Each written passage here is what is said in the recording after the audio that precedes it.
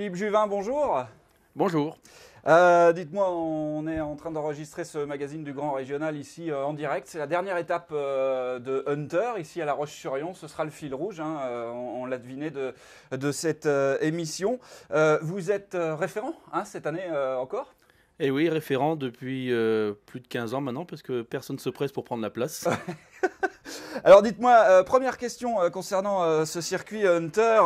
Et cette année encore, hein, le sponsor du circuit PAD, c'est la sellerie PAD de Nantes, hein, c'est ça?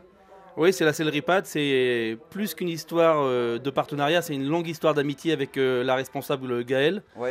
On s'entend très très bien et tous les ans, elle nous suit sur toutes les actions au niveau du Hunter, aussi bien que ce soit le Grand Régional que le championnat régional qui a lieu à Saumur tous les ans. Donc c'est vraiment un partenaire privilégié pour le Hunter.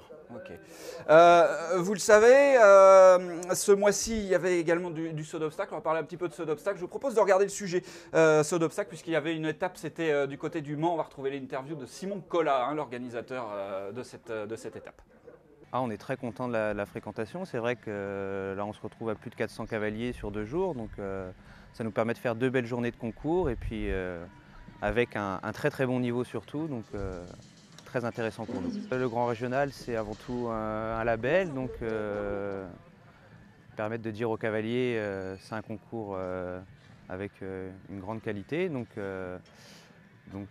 on avait envie de revenir au Grand Régional, donc on a modifié notre date afin de pouvoir revenir dans le circuit. Et puis c'est vrai que ça amène aussi des cavaliers, parce qu'il y a beaucoup d'écuries engagées. Donc c'est aussi un gage de qualité pour d'autres concours. Donc, oui, je pense qu'on a réussi à répondre au cahier des charges assez facilement, parce qu'on a toute une équipe de bénévoles au sein de l'Étrier sartois, puisque c'est une association au départ. Les bénévoles ont répondu présent comme les cavaliers, donc c'est très bien.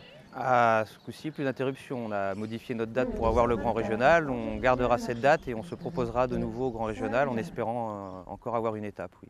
Alors retour sur le plateau de Grand Régional Magazine, Philippe Juvin. Je voulais vous poser une question. Quelles sont les grosses écuries de Hunter en Pays de la Loire? Quels sont les gros clubs qui font du Hunter en Pays de la Loire? Alors les gros clubs qui nous sont fidèles eux aussi, on a la ferme équestre de la Tuilerie avec François Salin.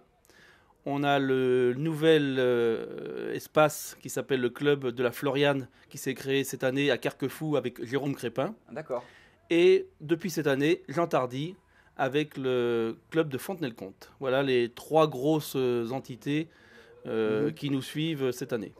Et est-ce que vous pensez que la discipline en Pays de la Loire est bien, enfin, le Hunter, donc cette discipline-là est bien représentée? Est-ce qu'on est une région un peu novatrice peut-être avec ce circuit grand régional, non? Alors c'est sûr, on a fait partie des premières régions à créer un grand régional sur la même chose que le grand national. Donc on a été assez novateur sur ce point-là. Deuxième point, on était novateur, on a été la première région où on a créé un BFE Hunter, donc le brevet fédéral d'entraîneur Hunter. On était les premiers à le faire. Et ensuite, on est une région souvent représentée au championnat de France et avec des résultats. Et des podiums et des médailles. Ce qui n'est pas négligeable. Ce qui n'est pas négligeable, surtout quand on est référent et on a des comptes à rendre au creux. Ouais. Il y avait également ce mois-ci une étape à Cordemais, on en voit quelques images. Il y avait une étape à Bouguenais également. Ça, c'est des endroits où il n'y avait pas beaucoup de hunters, si je me trompe. Alors, Cordemais, avant le circuit grand régional. Voilà, Cordemais, c'est depuis qu'on a le circuit grand régional. Et Bouguenais est venu se greffer dessus depuis 2 ans. C'est un grand club avec de belles installations. Il était normal qu'on fasse bénéficier des cavaliers de ces installations. D'accord. Du concours complet, ce mois-ci, il faut qu'on en parle parce qu'il y avait une étape également grand régional de concours complet. C'était à Sainte-Foy, chez notre ami Paul Retaille, qui a bien voulu répondre à nos journalistes de Grand Régional Magazine. On regarde quelques images et puis l'interview de Paul Retaille, on revient tout de suite. Oui, c'est la 2e année qu'on organise le Grand Régional.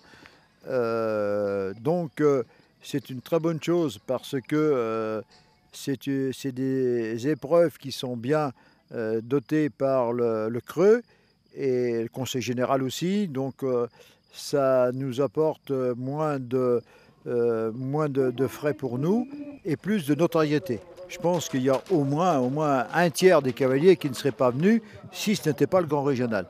Ça, il faut reconnaître que c'est bien médiatisé, c'est bien... les cavaliers aiment bien ce genre d'épreuve parce que d'abord, il y a un challenge, c'est un challenge, il y a une finale, c'est bien doté en lot. Si on n'avait pas cette épreuve-là, je pense qu'on aurait beaucoup moins de cavaliers, c'est vrai.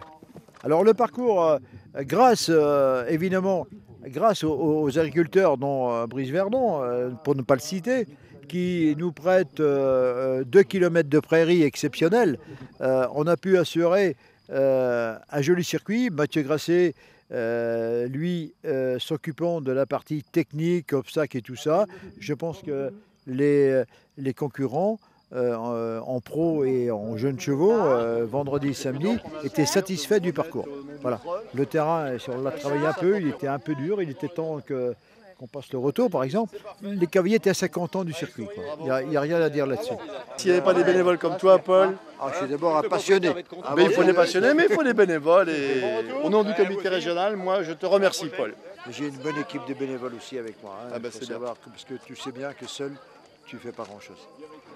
Allez, merci beaucoup, Paul. Retour sur le plateau de Grand Régional Magazine. Philippe, un petit bilan de cette saison, puisque c'est la dernière étape aujourd'hui à La Roche-sur-Yon. Un petit bilan de cette saison de Hunter. Alors un petit bilan assez satisfait puisqu'on a vu le nombre d'équipes engagées augmenter. Donc ça, c'est un point positif. On a vu le nombre d'engagés sur ces étapes de Grand Régional augmenter puisque Cordemais, on avait 175 engagés et toutes les autres étapes, environ 150. Malheureusement, un petit peu déçu par cette finale puisque des impératifs de plusieurs clubs ont fait qu'ils n'ont pas pu s'engager. François Salin sur un mariage, Jean Tardy avec son concours. Donc dommageable un petit peu, mais on a quand même du suspense sur cette dernière étape puisque rien n'est fait. Et puis cette année, on n'avait pas une finalité de championnat de France pour la bonne et simple raison, c'est qu'on nous a complètement excentré le championnat de France. Il a lieu à Bourg-en-Bresse, ce qui fait beaucoup de routes pour les cavaliers vendéens et de Loire-Atlantique. Ouais, ça ne va pas toujours être facile pour eux d'aller... Non, ça engage beaucoup de dépenses. Donc cette année, une année un petit peu de transition. On sait que l'année prochaine, les championnats de France auront lieu à Dinard et là, ça ira beaucoup mieux pour nous. Il y aura un peu plus de monde. Ok, juste pour terminer cette émission, je voulais signaler que tous les résultats, parce qu'il y avait aussi du CSO à Laval ce mois-ci, il y a tous les résultats sur le site www.grandregionalpdl.fr, le site officiel du Grand Régional. Merci beaucoup à vous de nous avoir suivis. Merci Philippe Juvin de m'avoir rejoint dans le studio de Grand Régional Magazine. Merci beaucoup et puis à bientôt. À bientôt. Merci.